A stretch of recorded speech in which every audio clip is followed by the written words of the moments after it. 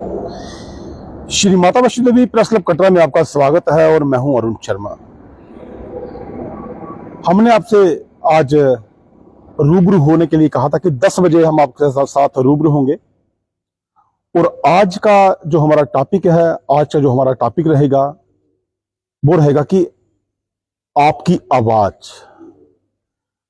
आवाज कितनी रूहानी है, आपकी आवाज में कितना दम है।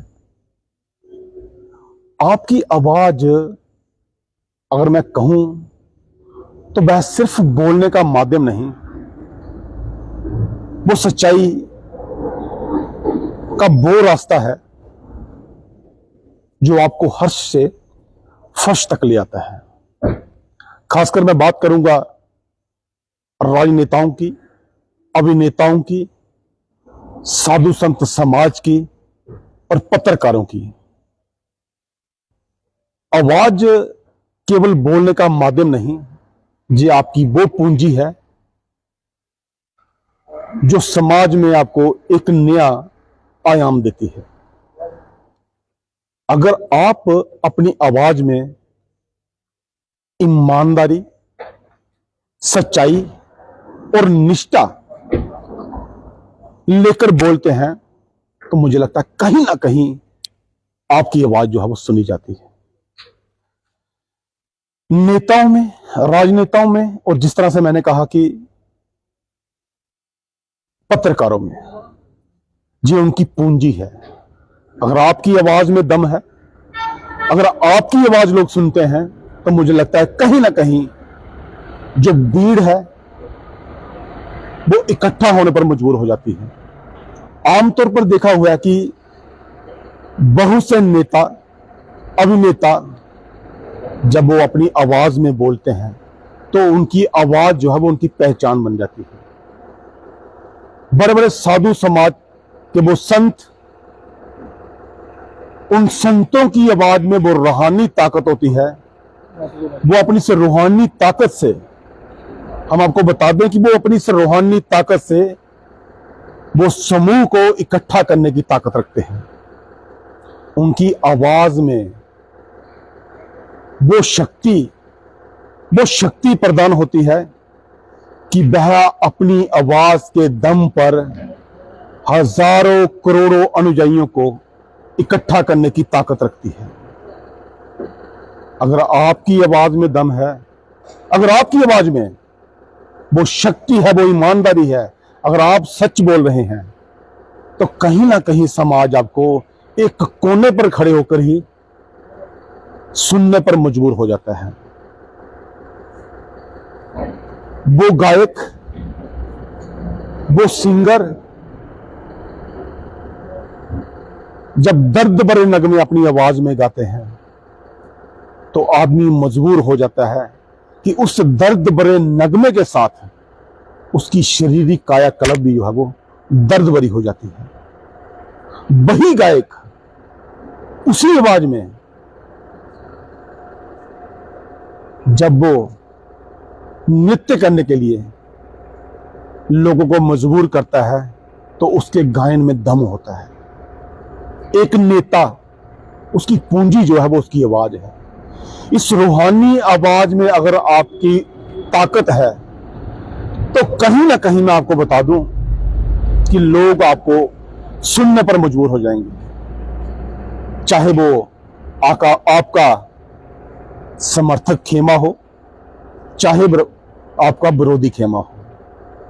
क्योंकि आप अगर समाज के लिए काम कर रहे हैं, अगर आप समाज में कुछ परिवर्तन लेना चाहते हैं तो जिस तरह से मैंने बोला कि आवाज सिर्फ बोलने का माध्यम नहीं, वो ईमानदारी, वो निष्ठा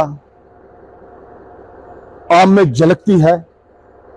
जिस ईमानदारी और निष्ठा से आप समाज में परिवर्तन लाना चाहते हैं। बड़े बड़े विद्रोह हुए, बड़े बड़े आंदोलन हुए, वो नेता, वो राजनेता अपनी आवाज के दम पर उन्होंने परिवर्तन करने की कोशिश की। अगर आपकी सच्चाई आपके साथ है, अगर आपके हाथ में माइक है तो लोग आपकी आवाज की वजह से मजबूर हो जाएंगे कि आप कहते क्या हो।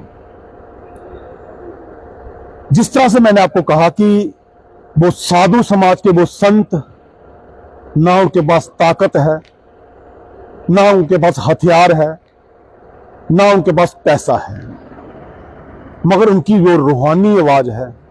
उस रूहानी आवाज के कारण वो लाखों करोड़ों की संख्या में लोगों को इकट्ठा करने की ताकत रखते हैं। अब इसी आवाज की अगर मैं बात कहूं, जो बोलने का माध्यम नहीं, अगर आपके शब्द किसी भी पलड़े में पड़ते हैं, अगर वो अच्छाई है तब भी उसको अपनाना है, अगर वो बुराई है तब भी उसको अपनाना है, क्योंकि आपकी आवाज आपकी पहचान है। और उसी पहचान की वजह से मैं आपको बता दूं कि आज का मेरा ये टॉपिक था कि आपकी आवाज में कितना दम है, आपकी आवाज कितनी रूहानी है कि लोग उसको सुनने पर मजबूर हो जाएं। क्योंकि पत्रकारों की, राजनेताओं की, अभिनेताओं की आवाज वो पूंजी है, और खासकर मैं उन गायकों के बारे में कहूंगा कि आवाज उनकी वो पूंजी है जिस आवाज के माध्यम से समाज में संदेश, समाज में क्रूरता और समाज में वो चीज वो लेकर आते हैं जिससे समाज में कहीं ना कहीं सुधार होता है। वो लता मंगेशकर का दर्द भरे नगमे, वो देशभक्ति के गाने, जब कहीं भी वो तराने गूंजते हैं, वो उस रूहानी आवाज की ताकत है कि आपको वो विवश करती है कि आप नाचने पर मजबूर हो जाते हैं, आप देशभक्ति में लीन हो जाते हैं। और खासकर मैं उन आवाज के बारे में कहूंगा जो आवाज आपकी अगर उठती है, और आवाज सिर्फ बोलने का माध्यम नहीं, ये रूहानी वो ताकत है जो भीड़ को इकट्ठा करने का भी काम करती है। आए दिन बहुत से लोगों ने अलग अलग बिगुल बजाए होंगे, मगर एकत्रित करने की कोशिश जो है वो किसी ने नहीं की होगी। उस शख्स को, उस गायन के उस कलाकार को, उस राजनेता को, जिन जिन राजनेताओं ने भी समाज में परिवर्तन लाया है, जिन जिन लोगों ने भी इस समाज को सुधारने का काम किया है, आखिरकार आवाज जो है वो उनकी ही बुलंद हुई है। आप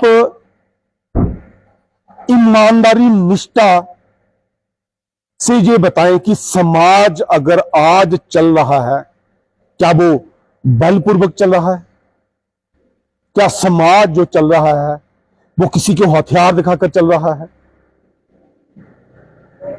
अगर आपकी सच्चाई, आपकी ईमानदारी बोलती है, अगर आपकी आवाज बोलती है, उसको लोग सुनते हैं, उससे परिवर्तन होता है, तो मुझे लगता है कि आप उसका माध्यम जरूर बने।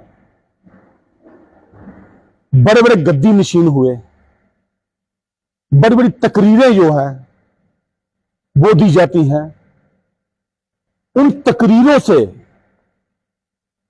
कहीं ना कहीं जो देखा गया है कि इस आवाज के दम पर उन लोगों को विवश कर दिया है कि वो मानव बम बनने के लिए तैयार हो जाते हैं। वो गद्दी नशीन जो अपनी गद्दी पर बैठकर अपने अनुयायियों को अपनी आवाज के दम पर, अपनी रूहानी उस ताकत के दम पर उन अनुयायियों को बैठने के लिए, सत्संग करने के लिए मजबूर कर देते हैं। अगर आप सही हैं, आपके शब्दों में दम है, आपकी वो रूहानी ताकत, वो आपकी आवाज जो सिर्फ बोलने का माध्यम नहीं है। मैं बार बार इसलिए कह रहा हूं कि इस शब्दों से, इन शब्दों की ताकत से अगर लोग परिवर्तन लाना चाहते हैं, मैं तो कहूंगा कि आखिर उस आवाज में दम है। मैं ये भी कहूंगा वो शख्स दमदार है जो अपनी आवाज छोड़कर आज चला भी गया है, और वो तराने आज भी गूंज रहे हैं। वो तराने जब बने थे, उन तरानों में जब वो आवाज डाली गई थी, कहीं ना कहीं वो समय और इस समय में मुझे नहीं लगता कोई अंतर होगा। इसलिए ये टॉपिक अगर आपको समझ हुआ हो, आपको समझ आया हो, तो परिवर्तन जो है वो आपकी आवाज ला सकती है। वो रूहानी ताकत आपको मजबूरन एकत्रित होने पर विवश कर देती है, क्योंकि आपकी आवाज आपकी वो पहचान है, आपकी वो रूहानी आवाज वो ताकत है जो लोगों को तकरीर करने पर, लोगों को इकट्ठा करने पर वो विवश कर देती है कि आखिर जो बोलने वाला है, आखिर वो जो सुनने वाला है, वो अपने शब्दों में क्या बयान कर रहा है। बहुत से लोग इस टॉपिक को जो है वो रिपीट कर देखेंगे, मगर आपकी उस आवाज में, आपके उन शब्दों में दम होना चाहिए। आपके उन शब्दों में वो परिवर्तन होना चाहिए जो परिवर्तन समाज की अच्छाई, बुराई और भलाई के लिए काम कर रहा है। अगर आपकी एक आवाज से समाज में परिवर्तन होता है, अगर आपकी एक आवाज से यहां पर चेंजेस आती हैं, लोग इकट्ठा होते हैं, चाहे वो विरोधी खेमा हो, चाहे वो समर्थक हो, आप कोशिश कीजिए, आप आवाज उठाते रहें। आपकी आवाज का वजन पता नहीं कितना है, और जब आपकी आवाज किसी के साथ खड़ी हो जाती है तो मुझे लगता है वो कहीं ना कहीं उसका वजन बढ़ाने में कामयाब होती है। तो मेरा ये आज का जो टॉपिक था, इस टॉपिक के माध्यम से आज हमने कहीं ना कहीं जो था वो स्पॉट चेंज किया। शेड्यूल थोड़ा बिजी था, जिस कारणवश 10 बजे का जो समय था, वो समय आपके साथ जो था वो तय हुआ था। उस समय के हिसाब से जो टॉपिक था मेरा कि आपकी आवाज में कितना दम है, आपकी वो आवाज, वो रूहानी आवाज जो आपकी पूंजी है, जो आपकी पहचान है, अगर उस आवाज के माध्यम से आप समाज में परिवर्तन ला सकते हो तो हथियार उठाने की कोई जरूरत नहीं है। राष्ट्रपिता महात्मा गांधी एक लठ लेकर, आधा शरीर ढककर अगर देश में आजादी ला सकते हैं, तो मुझे लगता है कि सरकार में बैठे वो लोग, समाज में बैठे वो लोग अपनी आवाज के दम पर परिवर्तन भी ला सकते हैं, लोगों को एकत्रित भी कर सकते हैं, इकट्ठा भी कर सकते हैं। और वो रूहानी आवाज आपकी पूंजी है, वो आपकी पहचान है। इस आवाज के दम पर जो समाज में आपने अपनी पहचान बनाई है, उस पहचान को कहीं ना कहीं आप खोने ना दें। परिवर्तन प्रकृति का नियम है, चेंजिंग्स होती हैं, मगर इस चेंजिंग की कारण अगर आप हो, अगर वो परिवर्तन अच्छा है, तो कहीं ना कहीं मुझे लगता है कि आपकी आवाज में दम है। तो आप आवाज उठाते रहिए समाज की भलाई के लिए, समाज के परिवर्तन के लिए, और इस अपनी रूहानी आवाज से आप उन लोगों को विवश कर दीजिए जो थिरकने पर मजबूर हो जाएं। कल एक नया टॉपिक,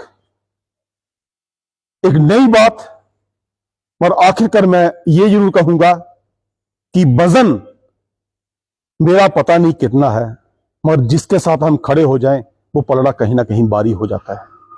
तो अपनी आवाज के दम पर उस पलड़े को भारी कीजिए, अपनी रूहानी आवाज के कारण उस पल्ले को भारी कीजिए, मगर आवाज उठाते रहिए। उससे जो है परिवर्तन जो है वो समाज में जरूर होगा। इसी तरह से श्री माता वैष्णो देवी प्रेस क्लब कटरा के साथ रात्रि के वक्त एक बार मैं फिर आपसे जुड़ने की कोशिश करूंगा, रूबरू होऊंगा एक नए टॉपिक के साथ। आज का टॉपिक आपको कैसा लगा मुझे कमेंट बॉक्स में जाकर जरूर बताएं।